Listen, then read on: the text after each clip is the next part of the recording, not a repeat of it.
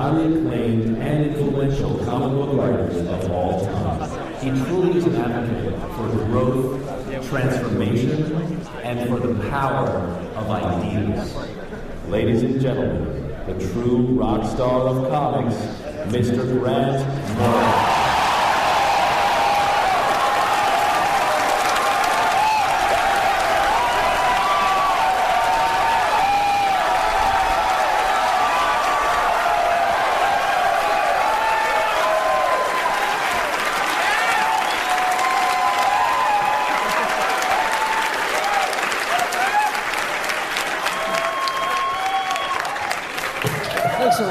That's very kind of you. I can't express how much that means to me in words, so I'll do it in the form of dance.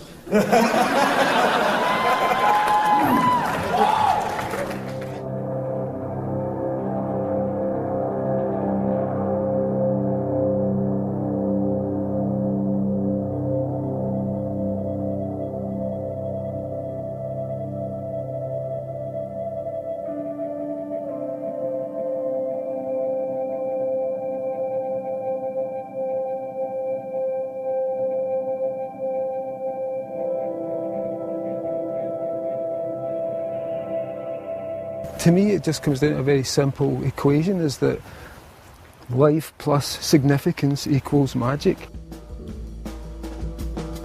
Grant Morrison is the most popular and the most successful comic book writer of his generation, but he's also the most controversial. You know, he'd get involved in these adventures that just seemed so absurd and fictional almost. Art and writing are magical things. I don't know how much of it, what you hear about him is myth and what's reality. Everybody wants to hear the crazy stories about him. And maybe the guy walks around his house and takes out the garbage in a silver suit, but I sort of doubt it. I'm not going there. The magic stuff. When you hang out with Grant, you just get like the fucking download. I went up to him drunk and in tears. I basically told him that he had changed my life. And he does have the image, the glamour. This projects a certain aura. Because he's iconic, just visually. He's always had very strong interests in a lot of weird shit. When he shook my hand and he has these intense laser eyes and his big voice, I was just like, wow. It almost feels like he's above all of us, looking down on everything and can see the whole. We, as three-dimensional entities, were interacting with a two-dimensional plane. Grant's the only guy who knows how to draw hypertime on the back of a napkin. What you have to remember about Grant is that his greatest creation in a lot of ways is himself. So it's never going to be me, you'll never get it, you'll never know, and whatever you think I am, that's what I'm not.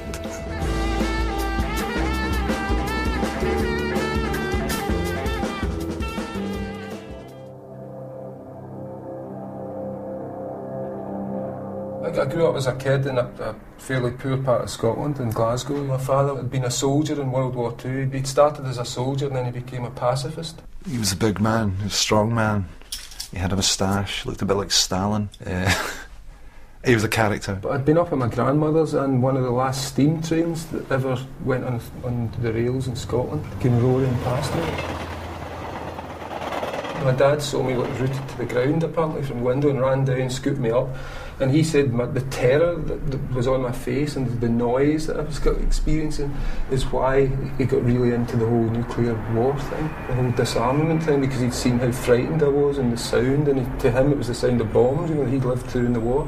He was a political man, he was very political, very driven, do you know what I mean, by the causes. My dad's stuff was all anti-nuclear nightmare brochures, pictures of cities burned out and screaming skeletons and nuclear fallout. Yeah, I was kind of used as a decoy. When my dad would go in and he'd kick balls over fences, and we'd climb in and he'd pretend that his son was looking for his ball while he would take photographs of these underground nuclear bases. So I saw some really strange stuff when I was a kid. It was like prisoner style things where you'd look down a long tunnel into a hillside and there's little men in carts driving past. Over here to our left, even though we can't really point the camera at it, is RNAS Coolport, which is the home of the Trident missile defence system. This is the place where my dad used to take me when he was doing all his protest stuff. When he actually got into the underground base, right over there, and they had things like, they had everyone's coffin, cardboard coffins piled up on the wall.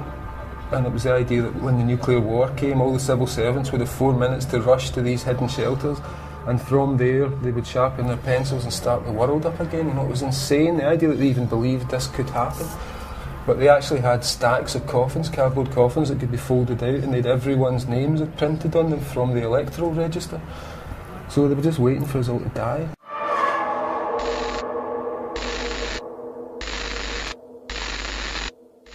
So you can see influences of that in things like the Invisibles, the breaking into bases, the underground tunnels, sort of representing the subconscious.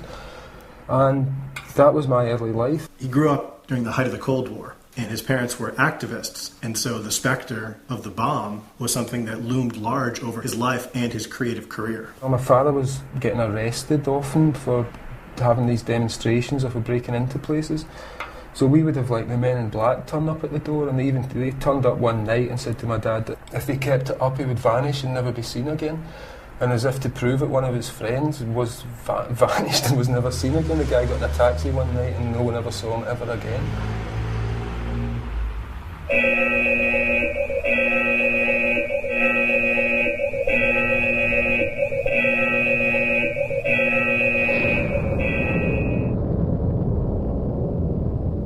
I just lived daily with the fact that my parents were fighting against the bomb. The minute this thing happened, we would be obliterated forever.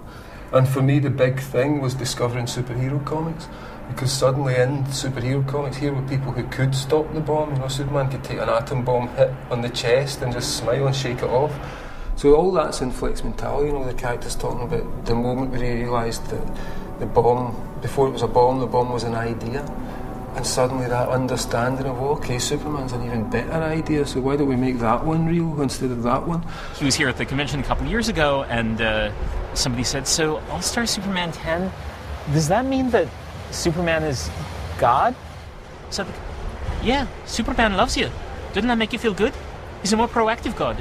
The first superhero comic I remember reading, I was 3 years old, and it was Marvel Man and Baron Munchausen. And it seems very obvious that was the first one you would read. It's a superhero and a guy who tells lies, so it's almost like the archetype of the writer is Baron Munchausen meeting a superhero. Grant's mother encouraged the whole comic thing, and I think she was always into the whole science fiction-y type thing and everything. It was my mother took me out when I was 8 years old.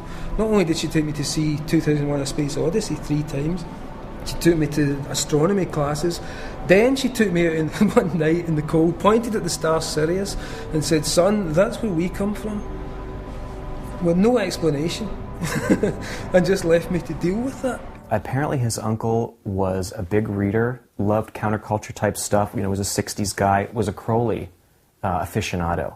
So when Grant was growing up, I guess his uncle's library was a place that he found quite fascinating. Apart from the spectre of the bomb, everything was fun. Kids used to go out a lot then, so we had our own kids' society that had nothing to do with the adult world, that we weren't told what to do. We made up our own games, we played our own stories. I was always encouraged to read and write and draw and express myself, so there was never any problem. I wasn't one of those guys whose parents threw out his comic books or banned him from reading comics. I was really encouraged to live in fantasy worlds. In the 1990s, Grant Morrison worked with Frank Quetley to create a series called Flex Mentallo. Flex Mentallo drew upon Morrison's own childhood experiences and combined it with the superhero archetypes.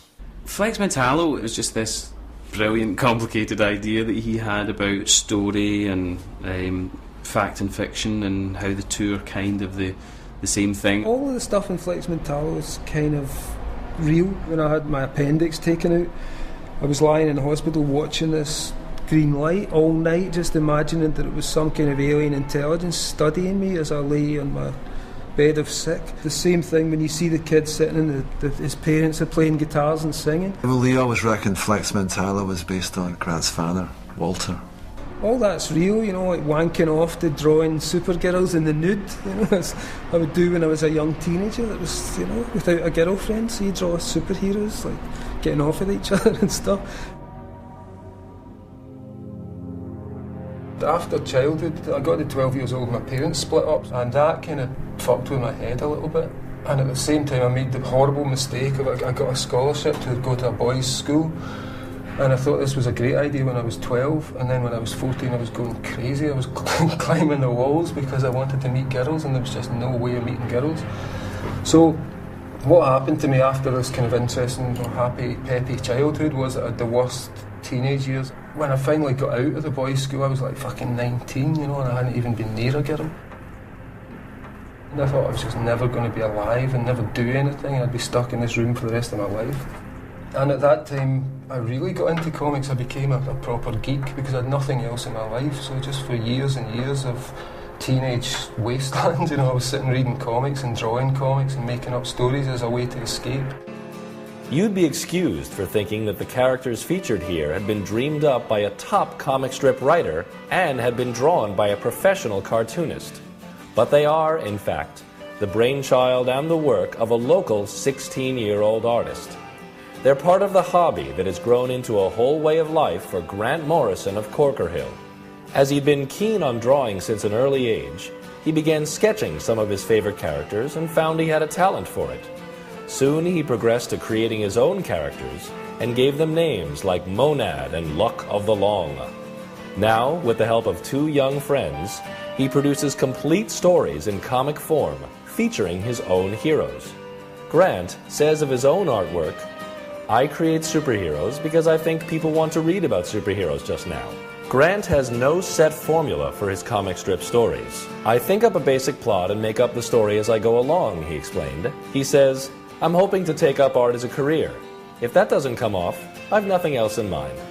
A lad with a great future is Grant Morrison. I wanted to go to art school, and that was like my big thing. I thought, at least if I get to art school, I'll meet people, I'll hang out and I'll have fun, and they just didn't let me into art school. And I got the rejection letter through, and just, that was like the end of the world for me back then. I just thought I was never getting out of the house, I was just going to be stuck in there forever. He didn't drink and take drugs or anything like that. That came later. I was just drawing comics and making up stories, doing nothing else. I didn't go out at night, I didn't do anything.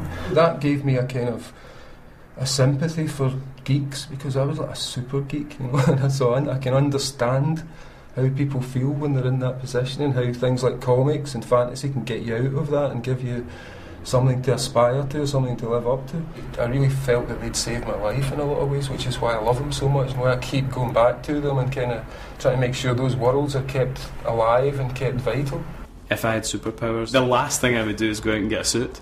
Whereas for Grant, that's the first thing. He would have a huge cape and the collar and everything. So I had a whole bunch of material, and I went to a comic convention in Glasgow, and there was sort of a bunch of hippies who were trying to put together this magazine, Near Myths.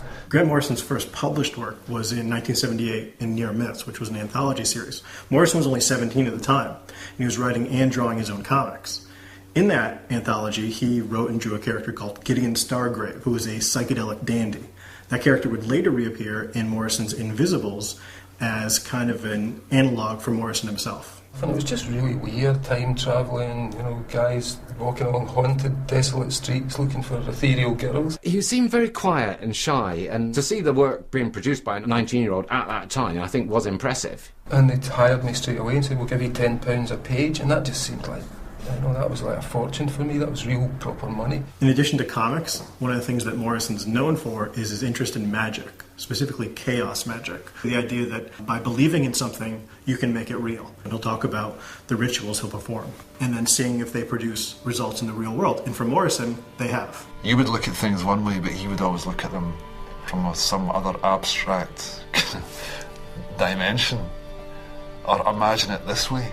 He always had that. First time I tried a magic ritual, I was 19, and I'd been given a book by my Uncle Billy, who was interested in Crowley, and he was the same guy that sort of gave me my first comic books, so he was a big formative influence. And I was kind of a disempowered kid, so I felt I wanted something that would give me some agency in the world, and magic seemed like a pretty cool thing to try out. First thing I did was a kind of invitation to magic. I just did this thing to, okay, let me in, I want to be part of this. I was really cynical, I don't believe any of this stuff. I've never seen ghosts, I've never seen anything. My mother was quite witchy, she read tea leaves, but nothing of that seemed to have come through to me. I was just totally down-to-earth kid. I tried this ritual, I did the whole thing, I got the candles out, I did the magic words, I did the circle, I did the banishings and all that stuff. And I stopped and I went to bed, and then this thing happened when I was lying down. And right in front of me there was a kind of gravitational point in the air in the room, which was drawing all the perspectives towards it as if there was a hole there or a crack. And there was the sense of black oil filling up the folds between the brain. I just freaked out and called on the gods of my mum and dad, Jesus, they would get me out of this one. And the whole experience ended after a little bit. And then there was this vision of a lion's face which started to announce stuff.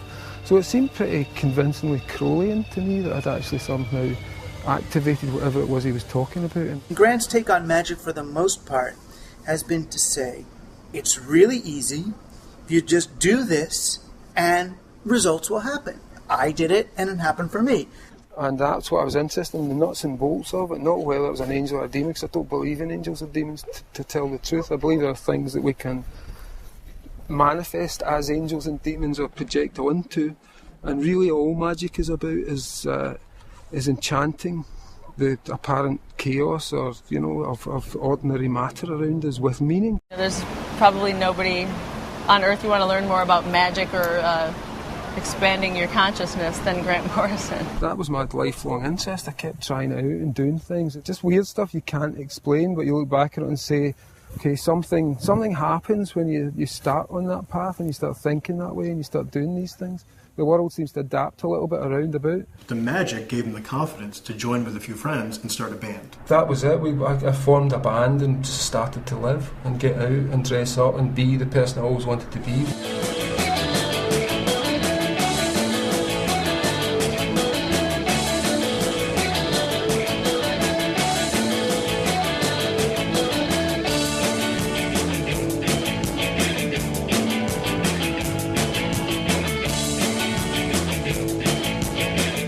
It was kind of psychedelic, kind of garage rock and roll, about the Beatles and the Rolling Stones and just that kind of pebblesy electric prunes, very 60s influence. I was into punk, I was into the Beatles. I grew my hair out like in Beatle hair. And I started wearing what now would be regarded as Austin Powers style clothes. The Gideon Stargrave character that's in The Invisibles, that was how I looked back then. I had one of those red military guardsman's jackets and the shades.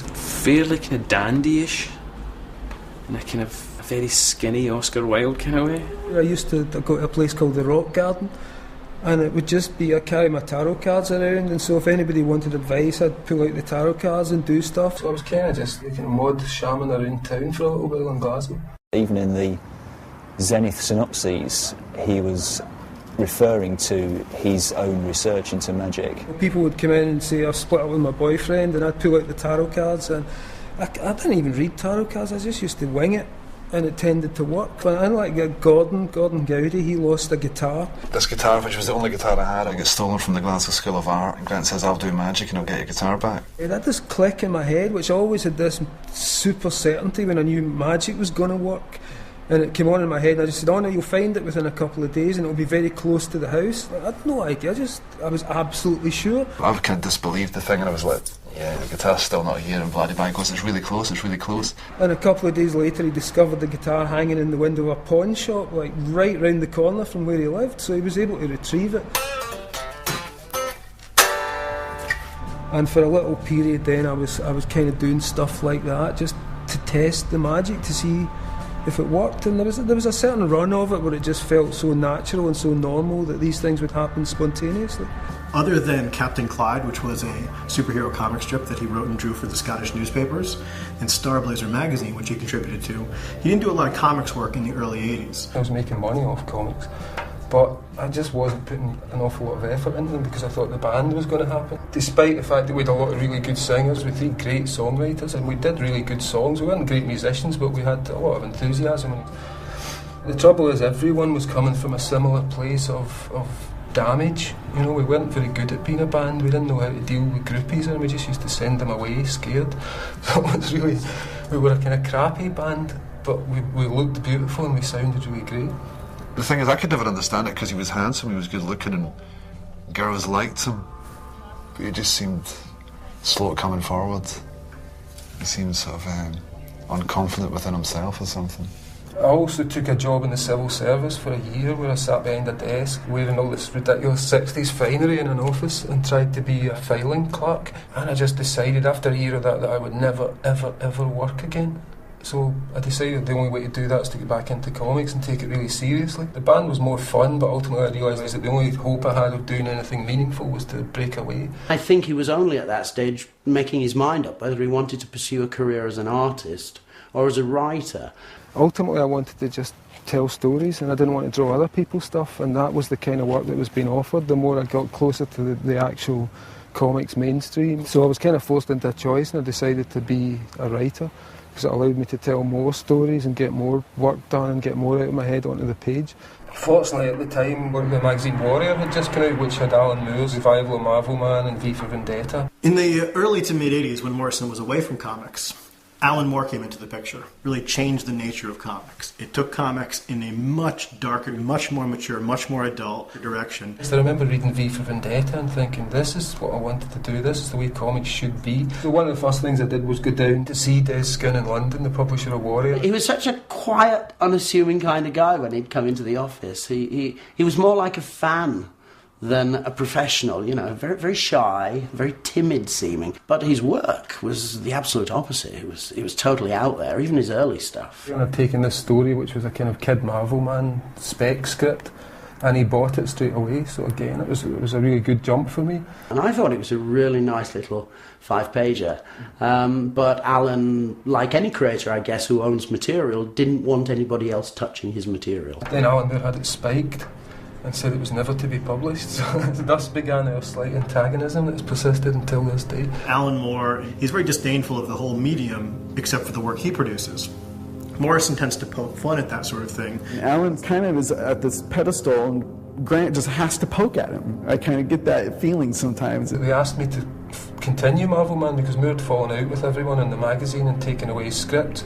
And they said, would you follow this up? And to me that was just like, oh my god, you know, the idea of getting to do Marvel Man, following Alan Moore. I'm the only person in the world who'd really do this right, and I was well up for it. So I didn't want to do it without Moore's permission, and I wrote to him and said, you know, they've asked me to do this, but obviously, you know, I really respect your work and I wouldn't want to mess anything up, but I don't want them to anyone else to do it and mess it up.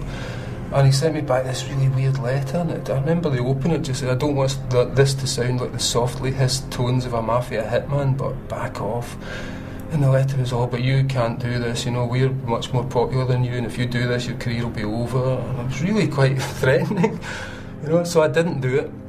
But I ended up doing a little bit of work for Warrior. What I saw in his work was a almost fully formed, straight out of the box professional comics writer. There wasn't the slightest hint of amateurishness in those scripts of his that I read.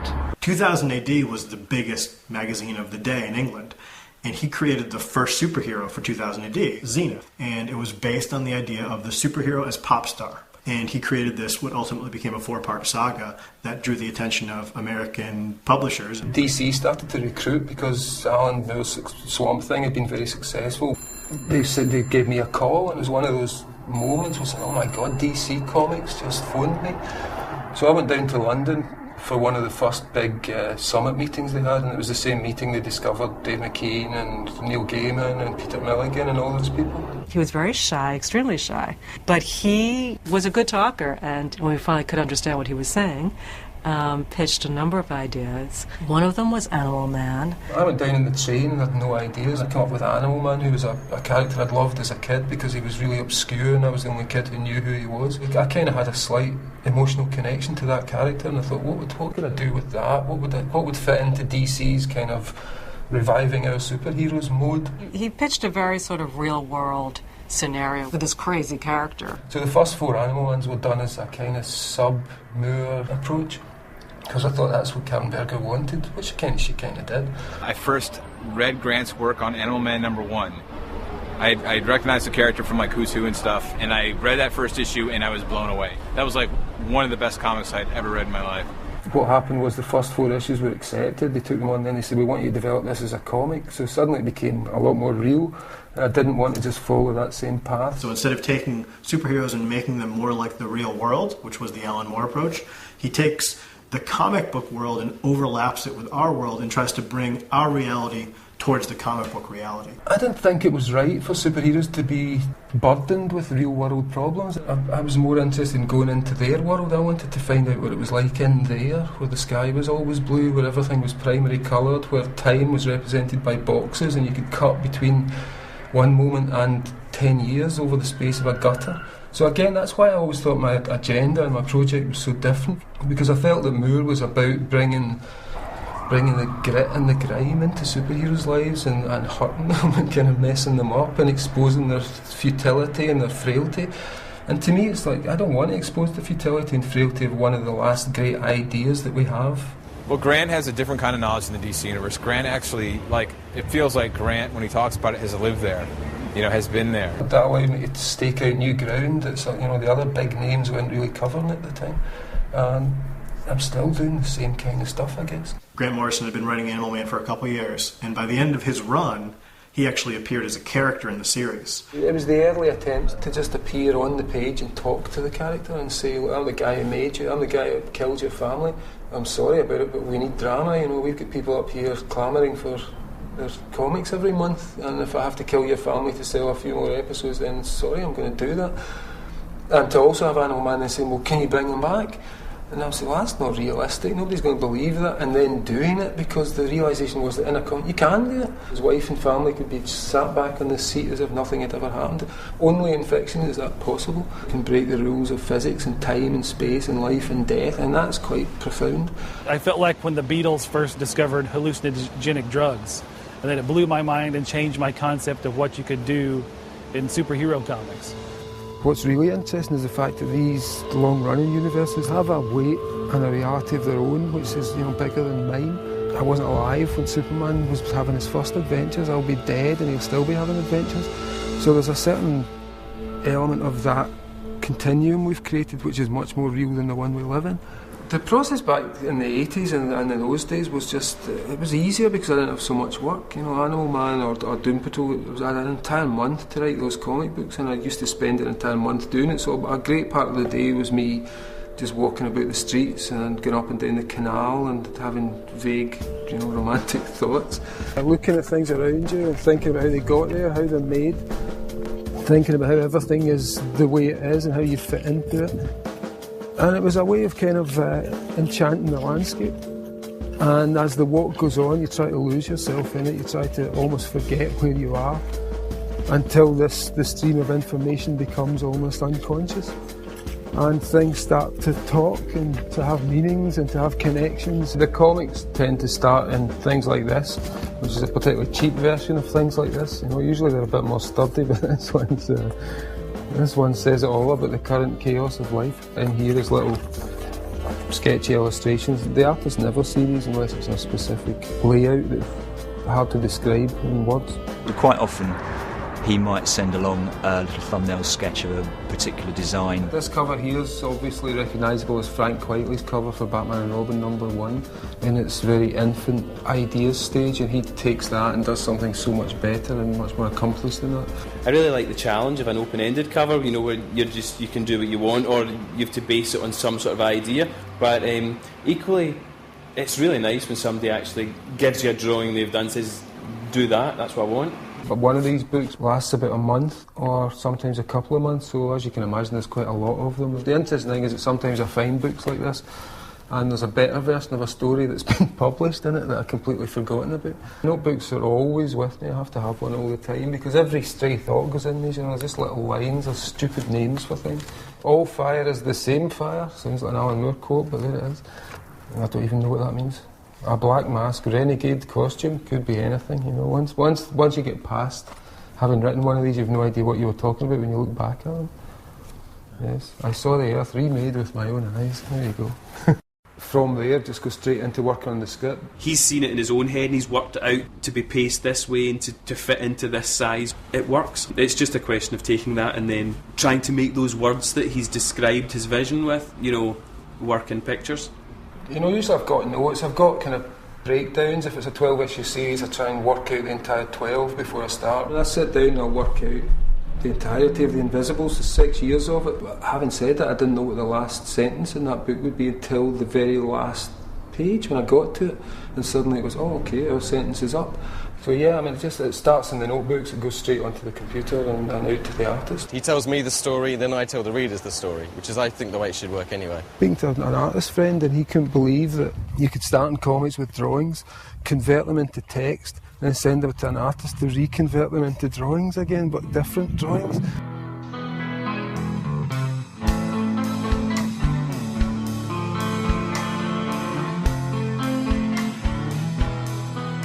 After Animal Man in the late 1980s, Morrison gained more prominence. When he would show up to conventions or in articles about him, he began to develop his reputation as an oddball, as someone who was different, as someone who was writing comics that maybe didn't quite make sense. You're the weird one, Pigeonhole. It's such an easy, cheap pin to put on somebody.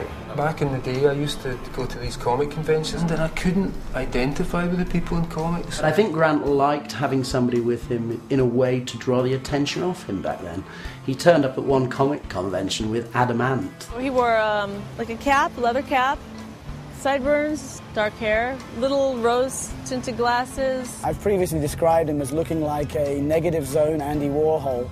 I think Grant was unique in that he was very conscious of image as a comic book creator. We were so used to dealing with the sort of dyed-in-the-wool traditional comic book writers that the appearance of Grant looking dapper and sharp at a Marvel UK Christmas party, probably we didn't know what to say to him. Yeah, I felt like an outsider, and you can see it in Animal Man, you can see it particularly in Doom Patrol. They gave me the Doom Patrol title, and obviously Doom Patrol had started out at DC as the world's strangest superheroes, and it was more a case of just thinking, what is currently strange that I can expose these characters to? And for me, what was strange was just all the new stuff that I was getting into, which was like situationism and surrealism and Dada. These were superheroes that you wouldn't want to actually be. You don't usually find someone who wishes they could be a brain in a tin can or somebody with, 64 personalities. It was kind of about the people I was hanging about with, like just fuck-ups, people on medication, artists, crazy girls who made beautiful sculptures but then spent the rest of the night crying. I was trying to, again, mythologise that experience, the experience of Bohemia through superheroes. Finding Doom Patrol was one of those life-changing moments, realising there are other weirdos like me out there. So I kind of set out deliberately to write comic books that were chaoses that we had to make sense out of. Life causes all manner of confusion. I think stories should as well. In the late 80s, Morrison was working on Animal Man and Doom Patrol. Both of those series were great, critically acclaimed, but they weren't starring popular characters necessarily. But then he comes out with Arkham Asylum, which features Batman. A friend of mine and I had been thinking about and talking about, just if imagine you got to do Batman, this is what we would do. It's not sitting there relying on being this pulpy action thing. That's what most people expect out of Batman, and here he's giving you this psychological drama. But it got published just at the time that Tim Burton's Batman movie was coming out, and so the sales in this thing were immense. I still remember calling Grant and Dave up and telling them what their royalty check was. And she just said, "You're rich." That was the first thing she said.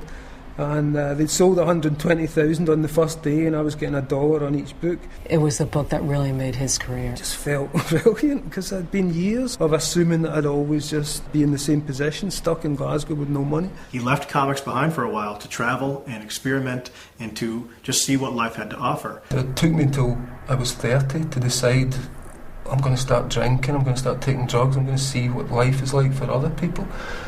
And so my whole life kind of blew apart, and I split up from the girl I was with and started doing all this other stuff. And when he broke with Judy and he went around the world and stuff like that, that's when he changed. That's when I noticed the change in him.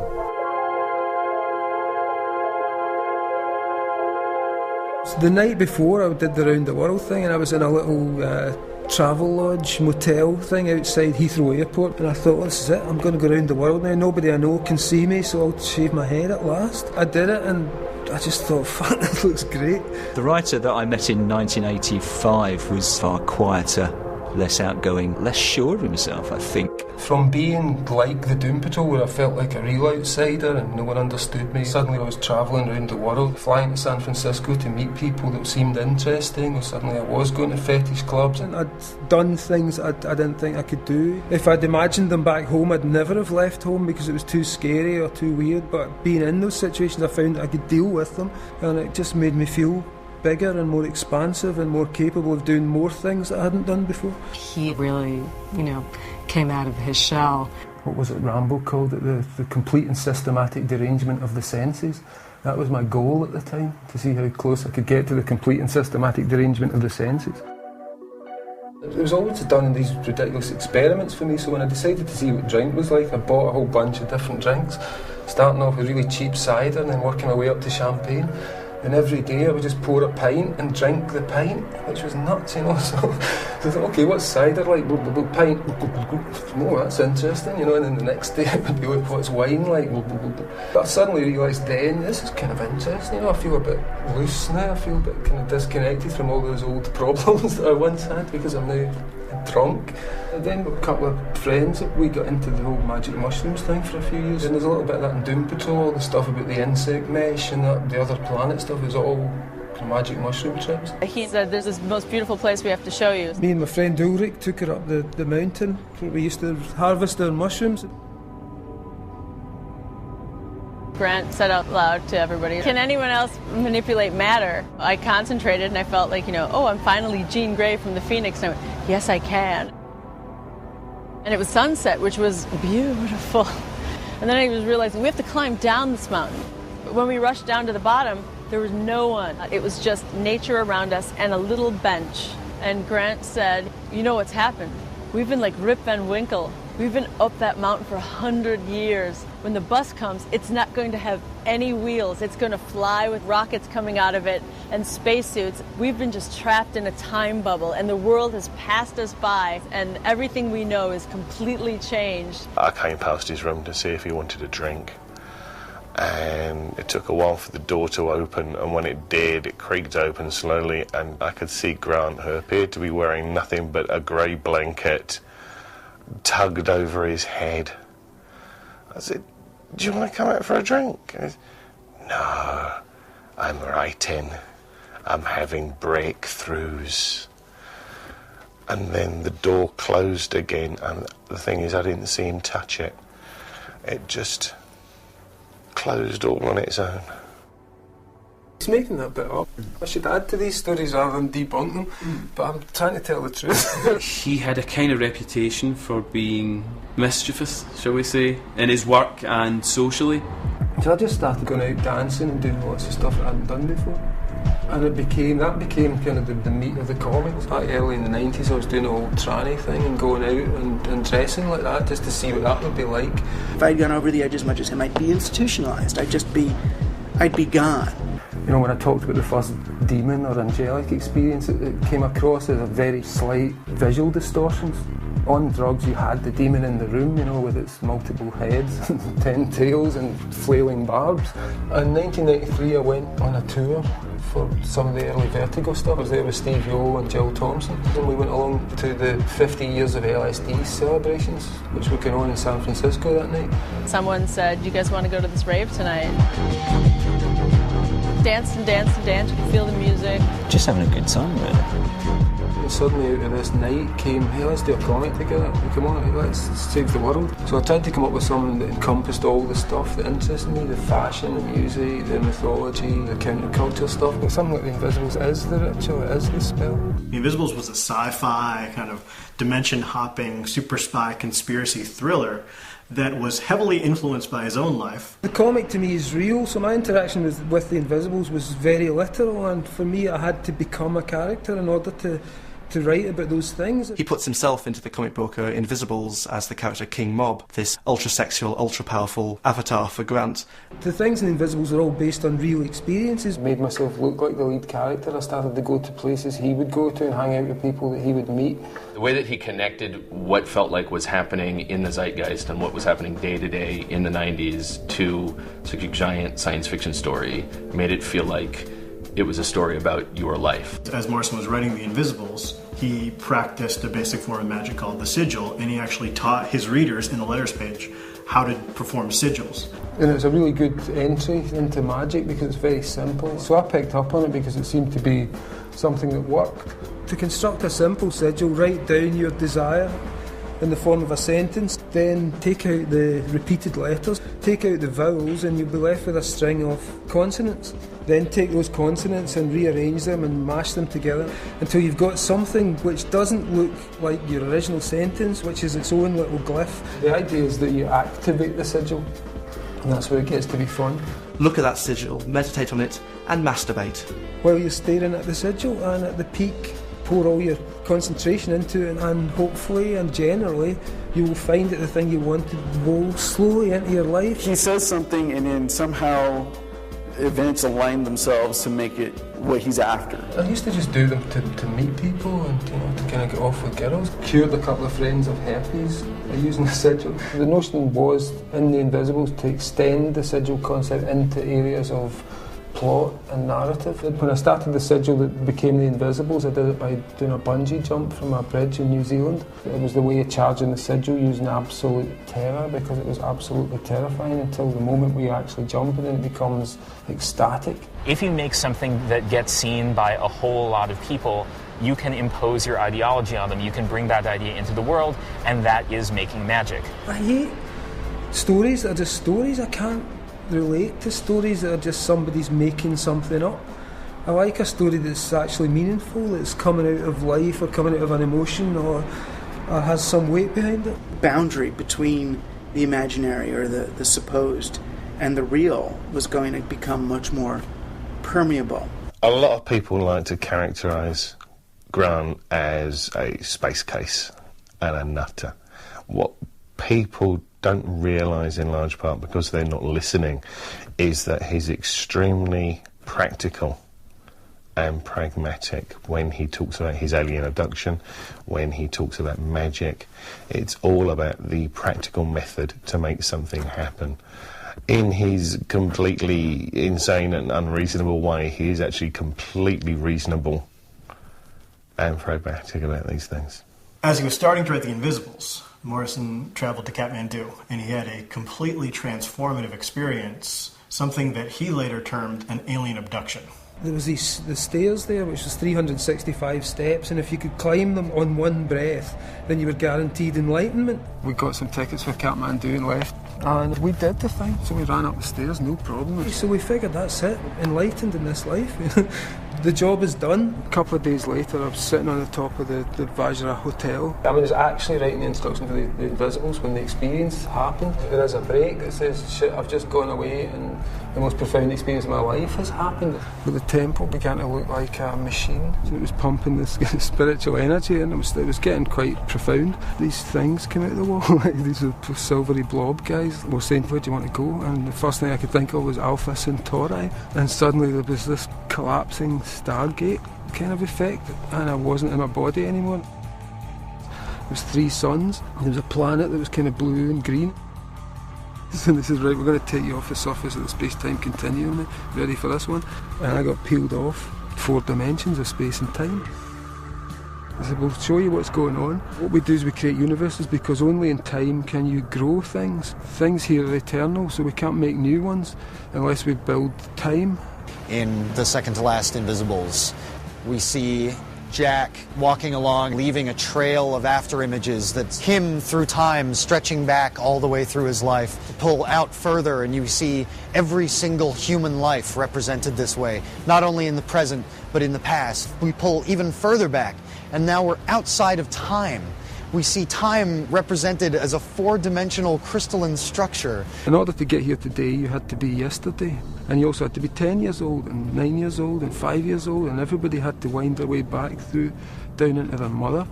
And then the mother winds her way back into her mother, and the whole thing connects as one continuous activity.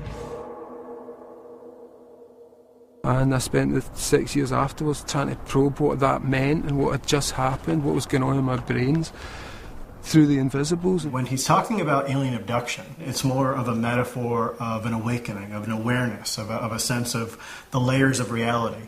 And I think that's the same experience that we can get from reading his comics. Grant writes very basic comic book scripts. In terms of format and structure, they're really no different than any other comic script. I think people expect them to be these sort of insane missives on the world and the world that he lives in, and they're really not. They're very sort of structured, formal scripts.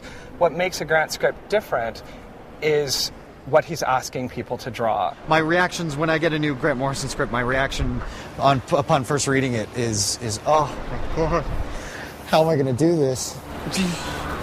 Oh my god, how am I going to draw this?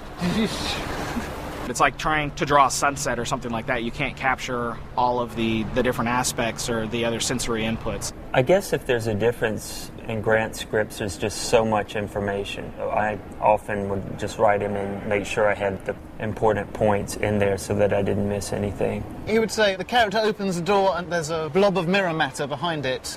He wouldn't put the character opens the door to see the most amazing sight ever. You know, mirror matter, exclamation mark, exclamation mark. He was very matter-of-fact about it. Nowadays, Morrison has close collaborations with people like Frank Quitely and J.H. Williams. It was important for me to talk to him, and so we just started having conversations over the phone. And I remember him talking to me about conversations with the characters. When it flows, I hear them talking, and they're talking and they're saying what they're saying it in their voices. When I don't hear that, I have to reconstruct it just as a writer, using writerly tools. You know, I don't think anybody would ever know the difference, but for me it's not as good as when you start to hear, oh God, there's Scott Summers, and it sounds just like Scott Summers. Quick, write that down. Other artists just get the Morrison script and then do their own thing with it. Some people I speak to quite a lot, like Frank Quitely, because we live nearby and we're friends. We three, I think, it's the most collaborative in terms of actually you breathing down my neck and telling me that it's not different enough, and it's not good enough, and it's not new enough. Other guys, I just trust them so much, you know, like Cameron Stewart, he's brilliant. I hardly ever get in touch with him. I feel terrible. I should get more in touch with Cameron. The only contact I have is generally through email, and even then, it's not usually with Grant himself, it's with his wife, Kristen. I want to be able to trust my co-pilot to work well. And I don't want to be hanging over the shoulder or being controlled. I actually never speak with Grant while I'm working on his books. I like to kind of reinforce the mystery of it. You know, maybe he's too busy communing with like kind of forces of the universe to kind of like start typing on a MacBook or whatever. How you doing? I'll just say hello to you for 5 seconds. And another 5 seconds. We'll meet each other next year. I'd never tell him to change anything even if it's wrong. The mistakes are as cool to me as the things that work. I think when he's working on the corporate trademarks, the big Marvel characters, the big DVC characters that he works on, he has a responsibility to those trademarks and to that corporation, obviously. So those works are not as transgressive as perhaps his other work, his more personal work is. But still, these ideas do get smuggled in. You know, you have to look at Grant's work as like it's a bullet with a candy coating.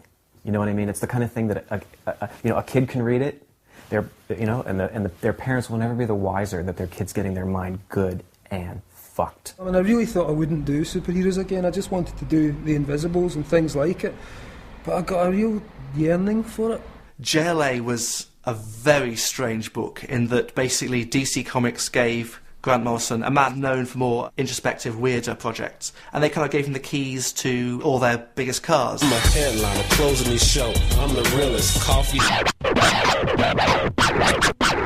And with Justice League, I just thought, I want to just do a big old superhero comic the way I think they should be done, like huge ideas, imagination. Let's throw out all this stupid, dark stuff and the realism of it. As they kind of came in, here's Batman, here's Superman, here's Wonder Woman. Pretty much the first time that they've been put all together with a major comic book writer. Do you know, at the time I was like tripping out my box most days, so I was getting a lot of really good ideas for superhero stories. The Invisibles was quite intensive work and it was very involving. Justice League, I could just go away and cleanse my palate with some crazy stories that would allow me to play with my favourite toys and giant beasts and hyperdimensional entities and all the things I were into, but taking down the level into the idea of the adventure story. I remember he'd get involved in these adventures that just seemed so absurd and fictional almost. If I wanted to write about voodoo, I wasn't just going to read a bunch of books.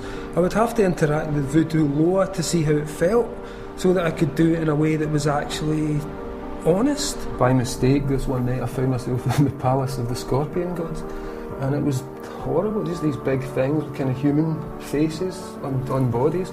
They would tell me I had to get a tattoo at the base of my spine with a scorpion on it, which I gave to King Mob. You know, the things that anyone could do. Anyone can contact Scorpion Gods, anyone can talk to John Lennon or Mickey Mouse or Ganesh. He was talking about how one time he healed his cat, you know, and when I had a bad experience in my life, the first person I called was Grant, because I was like, I wanted us to do magic.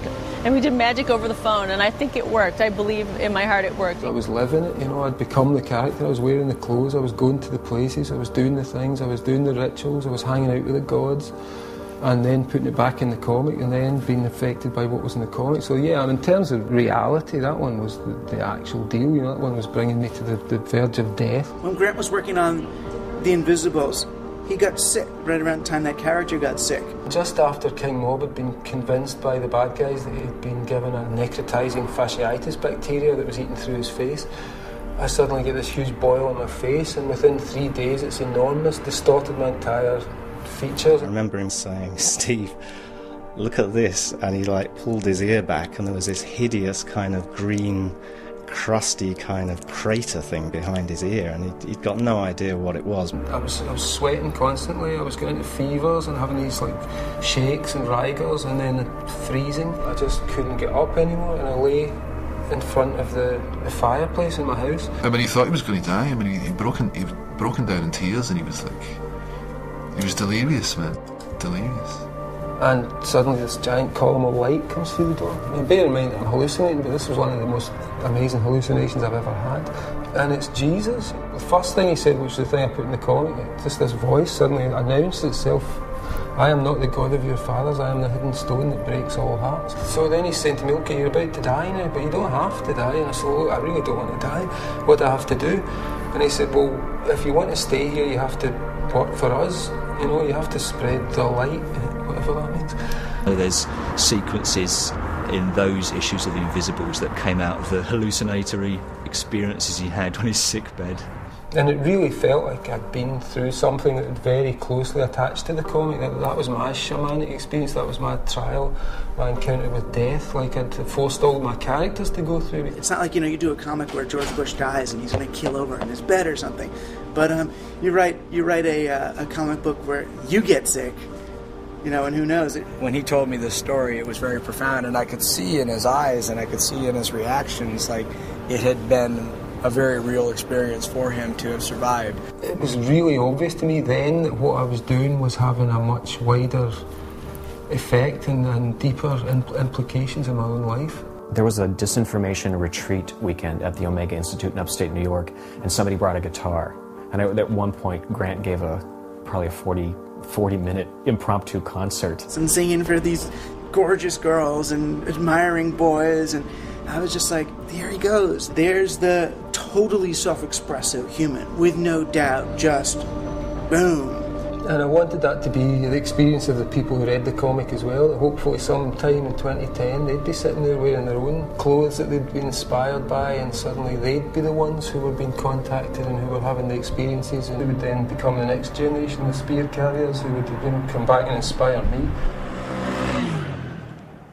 Grant would be off having adventures in India or Jakarta. While he had written some of the stories, he would say, "I've seen this most brilliant thing and I'll be sending you photo reference for it." And photo reference never came. There were times he was out of contact for weeks. We would get the script and then he would be off to Australia or Asia someplace. I suddenly knew loads of people around the world because of The Invisibles. And I had some friends in Sydney and they said, "Look, you're going to have to see this film, this will really blow your mind, you're going to get quite a shock." In 1999, The Matrix comes out, and it's obviously hugely influential. But if you look at The Matrix, a lot of the details, the style of The Matrix, and a lot of the cosmology of The Matrix basically comes from The Invisibles. Holy shit, you know, this is the same story. They're wearing the same clothes that I'm currently sitting watching this wearing. But the first thing I remember about it is just how much I loved it and thought, what a great movie. And then kind of 2 days later I was thinking, fuck bastards, you know, they've got really rich by doing my stuff. I think The Matrix owes Grant Morrison everything.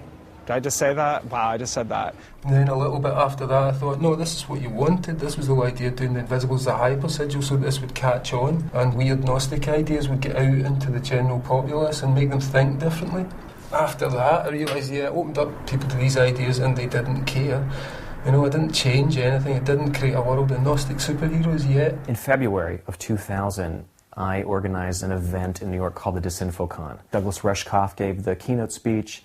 I spoke, Paul Lawfully, Robert Anton Wilson, and Grant, who I knew would pull out the stops. People were getting quite bored at that point in the day and they were starting to fall asleep, so I came on and screamed at them all to wake them up. And it was also because I was nervous, you know, it was a big thing to go on and talk for 45 minutes with no notes, nothing. Okay, I'm pissed, and in half an hour I'm going to come up on drugs, so watch for it. But it was great because his tongue was loose, And he improvised an amazing 40-minute speech, which is kind of a classic at this point. He talked about his Kathmandu experience. He talked about the idea of the hypersigil. He basically put into words a lot of the things that he'd been putting into the Invisibles comic. There is that whole thing where there's a public version of you, and then there's the real person who's obviously a lot more complex and difficult and spiky.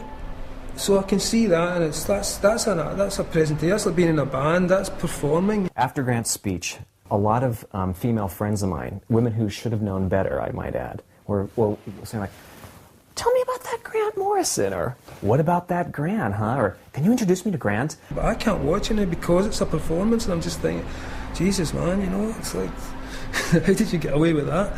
I thought what he did was effective for the crowd in the situation, but I also felt like I didn't get a real dose of what he could share.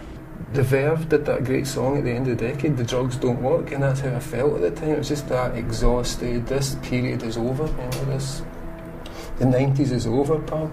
I know he'd been alone for a long time. I know that he was very lonely, and he'd been traveling the world but not really connected to people in a very close way. 3 strippers came up to my room, these girls that I'd met through the Invisibles, big fans of the Invisibles, really smart girls, and we just sat all night drinking champagne, smoking dope and talking about quantum physics.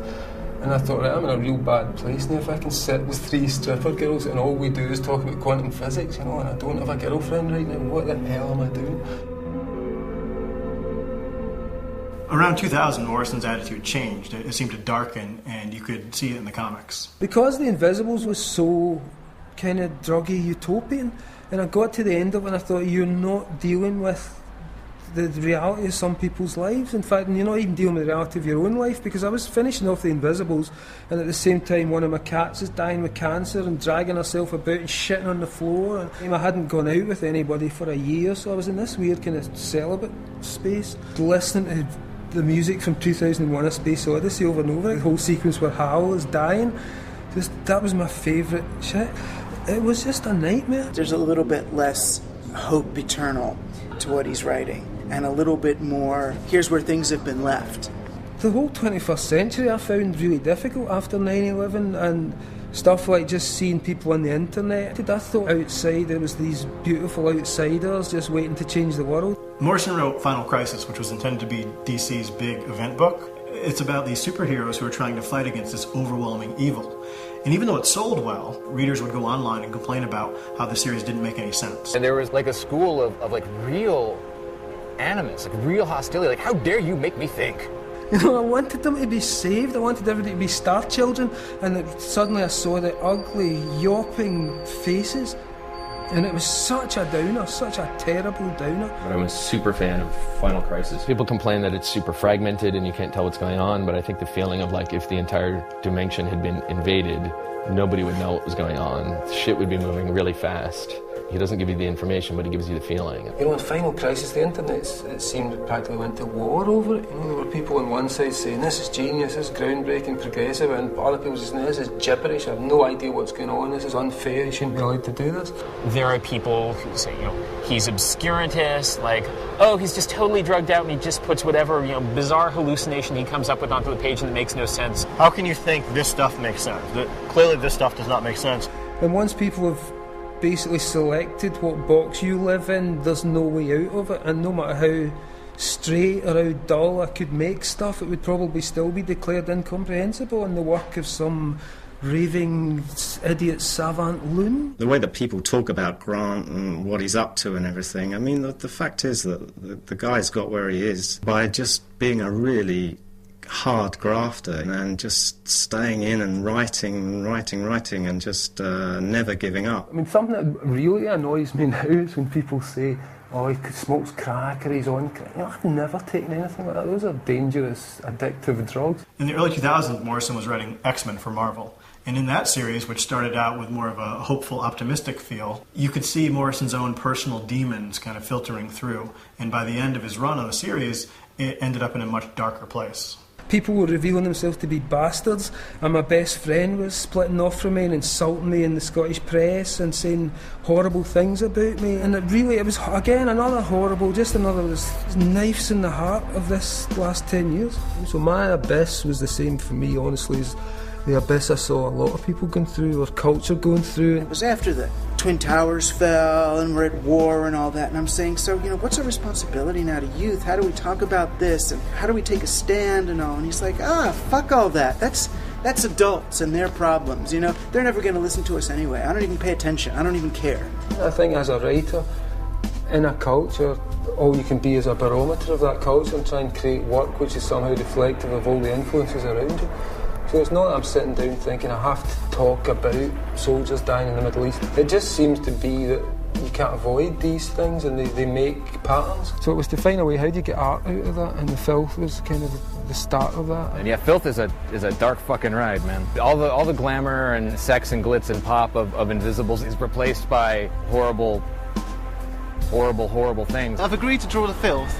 The first page I get features the description of a beaten naked woman down on all fours with a funnel up her ass filled with petrol, with someone dropping a match into it. And I thought, oh my god, what have I agreed to? I was able to look at these kind of quite dark, negative feelings and process them through the work. Dark Side, Dr. Hurt, those were the characters that come out of thinking there are actually people out there who would really want to see you fucked up. They would cheer. And I didn't really think they existed before. I thought ultimately you could make friends with everyone and get them to laugh, and somehow it doesn't, it doesn't work like that. When we were doing Final Crisis and Superman Beyond and Batman, it was about that idea, almost the post-traumatic superhero. The man who's seen it all, done it all, who's come back and still somewhere in his soul he's dragging out this little last iota of hope. And I had to be shown that, okay, this is how it feels to be on the course of absolute yourself. Did you want to go there? Do you want to go with that? Do you want to follow this time? And ultimately at the end to turn around and say, no, of course you don't. What you want is President Superman and multiple worlds and hope. I think it eventually came to an end when my dad died, and suddenly that was like as bad as it got, and the cat died, the ginger cat that was my kind of familiar cat. Everything died at the same time, so it was really this peak of blackness and bleakness. But on the other side of it, the sun rose. How did I meet Kristen? It was Mark Miller's fault. Mark's wife was sort of friendly with Kristen, so she'd come back and she said to me, oh, there's a girl in my office who's really into this stuff that Grant's into. She reads Philip K. Dick and she wears sort of fetish clothes and goes out to these clubs, and the two of them should meet. But we did meet, and Kristen's boyfriend at the time was this like 6'5" Matrix dude. I befriended the two of them. But obviously I kind of fancied her, but she had a boyfriend, and her boyfriend could kill you just by looking at you. I'd invited them to a birthday party I was having, so she turned up and we were getting on. It was pretty cool. So I kind of went home and did this huge ritual to Aphrodite to bring me the person I need.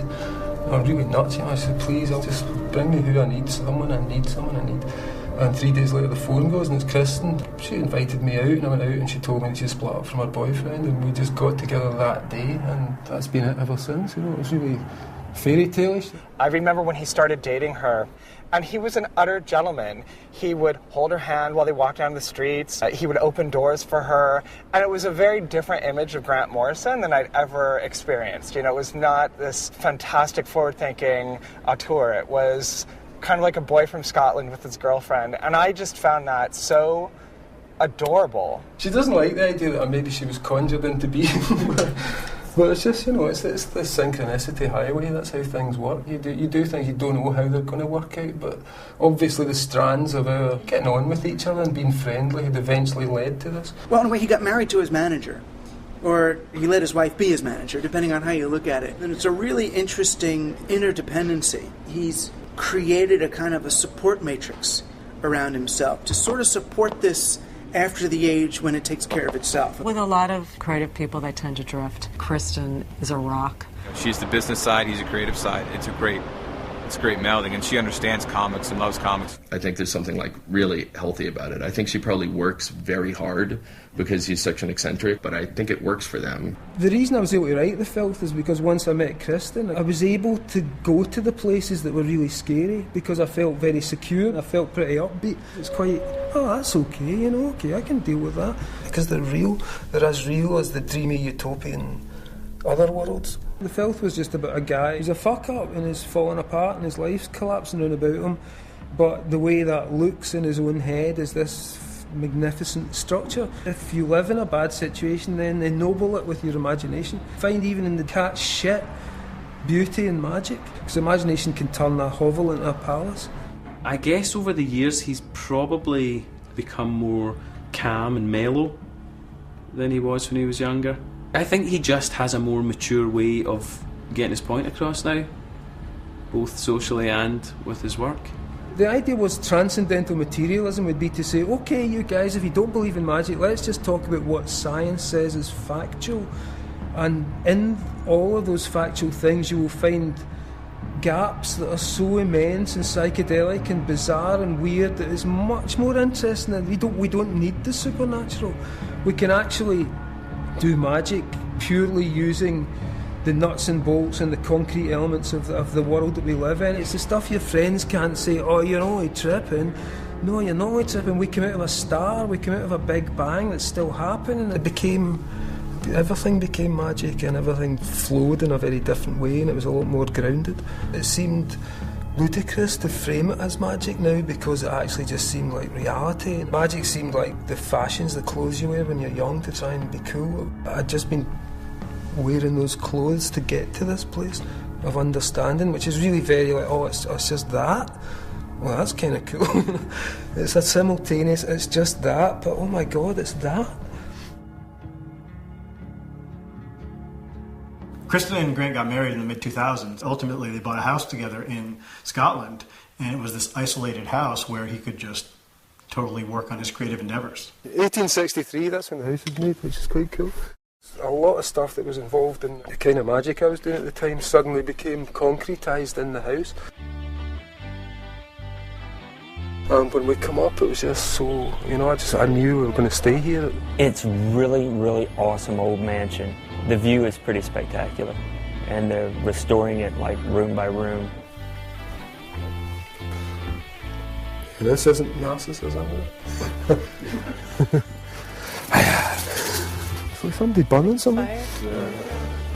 It's probably someone burning their husband. So this is what happens if you cross me. This is a stately mansion until I decided to deal with it. And as you can see, there's nothing left that a human could inhabit anymore. And so don't mess with me. I remember going upstairs, being in the room upstairs where I now work, and just thinking that I was going to be here and I'd be here again and I'd been here. Or a sense of absolute familiarity. It's quite a small room, but for me it's just the room I always dreamed of all my life, is to have a little tower overlooking the ocean. Generally I'm in here and the cats are in here, everyone's in here because, as I say, it's the only warm room in the house. This is where the writing happens. In the 90s, he would talk about what music he was listening to, what country he had just been in. He was meeting people, he was taking in a lot of what was happening in pop culture, and he was spinning it back. What he does now is coming completely from his imagination. I don't think it's because he's antisocial. I think it's just he's in Scotland and he works 18 hours a day writing, and he has evolved to a point where he doesn't need input. The stuff that I'm doing is very hothoused at the moment. It probably reads that way as well. It's coming out of somebody's head rather than someone's experience. And hopefully that stage will end soon, because I'd like to travel again. I'd like to swim through the undersea ruins of Pompeii or something like that. If you could see inside my head, it'd be pretty exciting right now.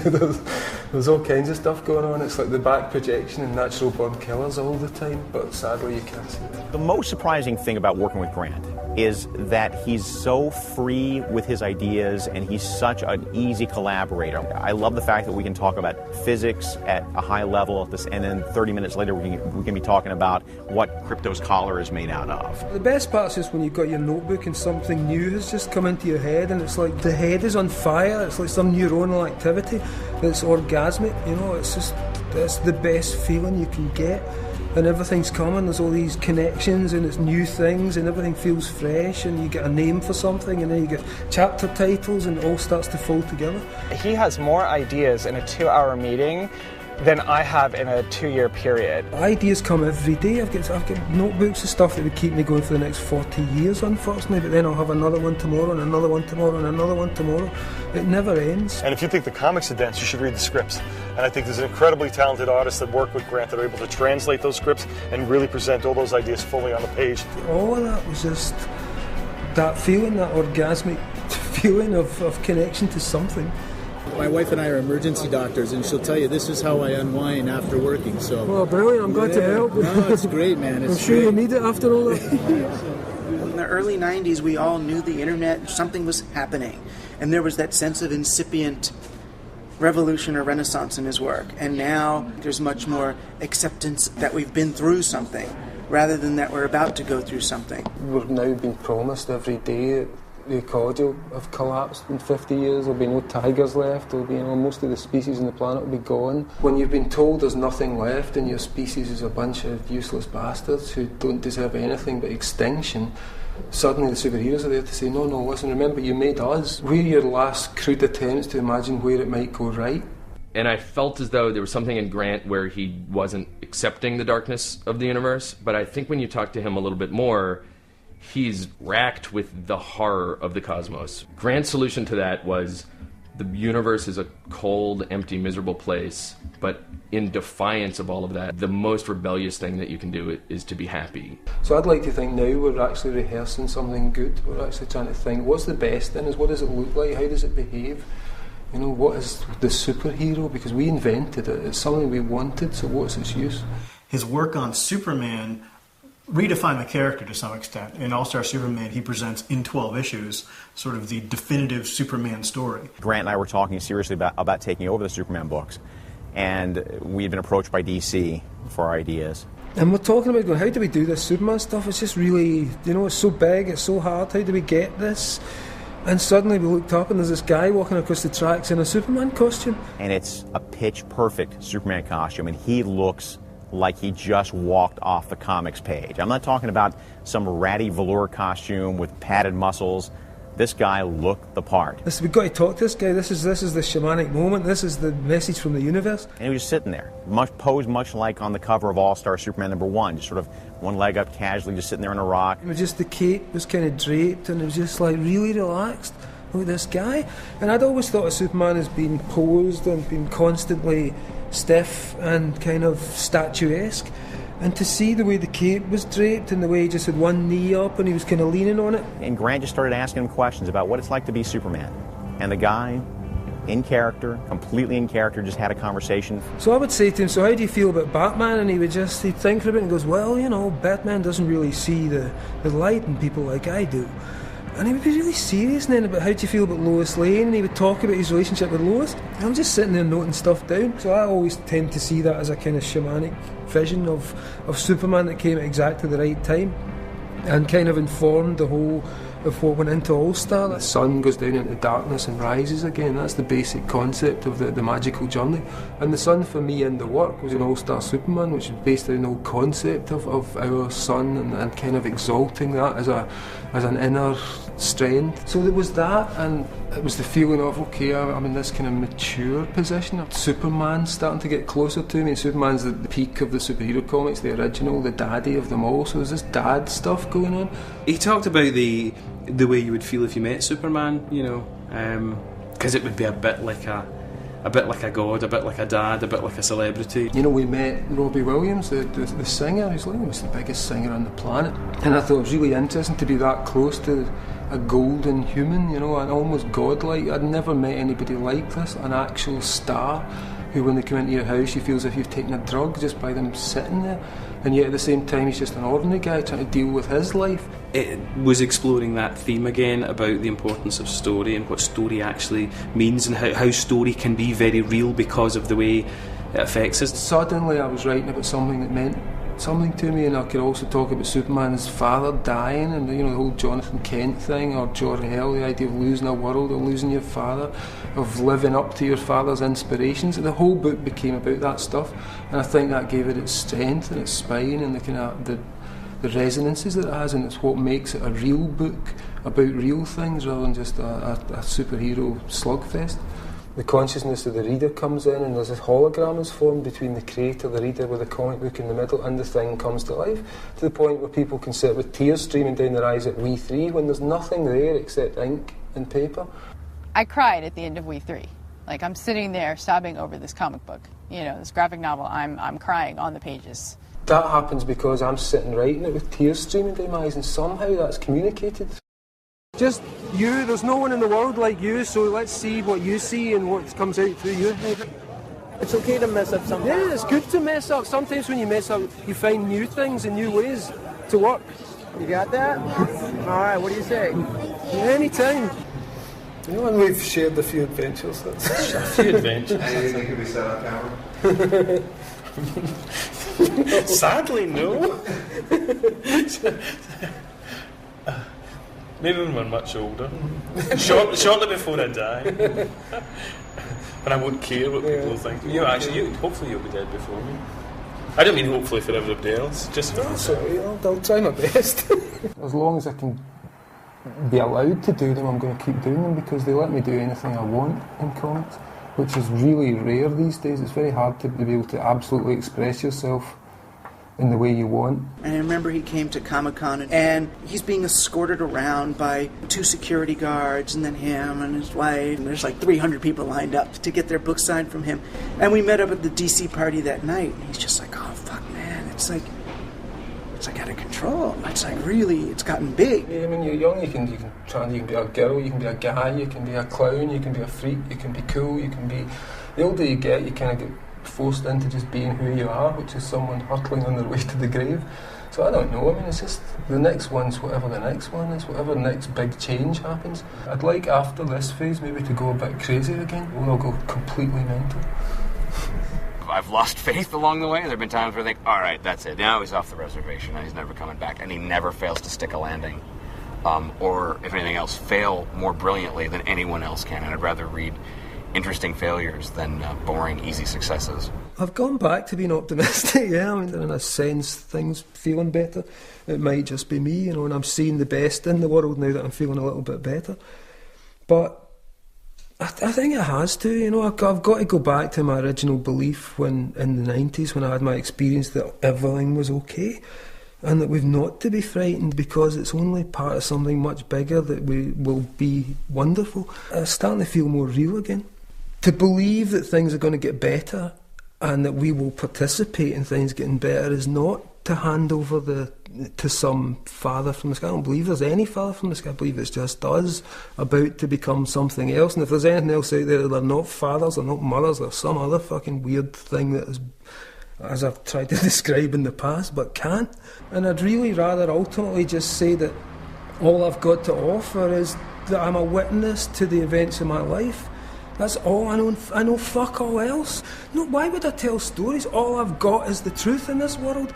To say this happened to me, what do you think that means? Because it happened. I saw the demon. I did that, and this happened. I'm not lying. This isn't getting me money. I've got money. I'm doing well. In fact, if I shut up, I would be less. I'd have less crap thrown at me. But part of the experience I had was the compulsion to tell everybody. Because you got to come back and say, look, what if this is?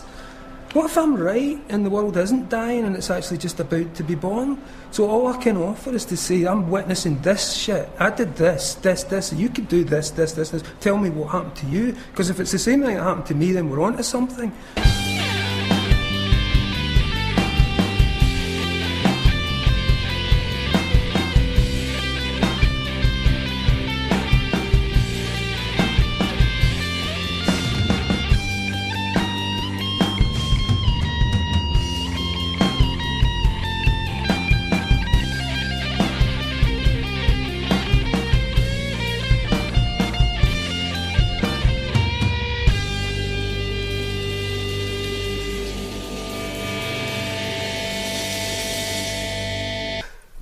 What was my final statement? Jesus Christ, love one another and love me more than everybody else.